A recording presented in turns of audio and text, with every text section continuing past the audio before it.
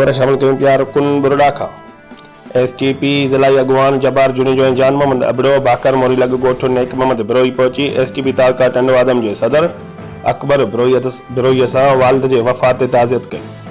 ताज़ियत दौरान एसटीपी ज़िला सांगड़ जे अॻवान अब्दुल जबार जुनेजो ॻाल्हाईंदे चयो त मुतहदा ऐं पीपीए में इतिहाद थियणु का नई ॻाल्हि न आहे। पीपी हिन वक़्त सिंध जे अवाम खे को बहितर रिलीफ ॾियण बजाए पंहिंजे ज़ाती मफ़ादनि लाइ हिन वक़्त सभु कुझु करण लाइ तयारु आहे, जंहिंजो सबूत सिंध दुश्मन मुतहदा सां ठाह करणु आहे। हुन चयो त पीपी इक़्तिदार ख़ातिर सदाईं सिंध जो सौदो कयो आहे। मुतहदा जो काल्ह बि सिंध दुश्मन वारो किरदार हो, अॼु बि आहे। जबार जुनेजो चयो त मुल्क तबाही तरफ़ वञी रहियो आहे। असांजा हुकुमरान तोड़े अपोज़िशन वारा मुल्क जे बहितरी ऐं अवामी मफ़ादनि वटां सियासी तौर ते कमु करण बजाए ज़ाती मफ़ादनि लाइ हिक ॿिए जे गिरेबान में हिन वक़्त संदन हथ आहिनि। जंहिं रिवायत खे डॉक्टर कादिर मक्सी जी क़यादत में एसटीपी सुठो नथी सम्झे। अदम एतमाद जी रिथ में केरु कामयाब थींदो उहो वक़्त ॿुधाईंदो।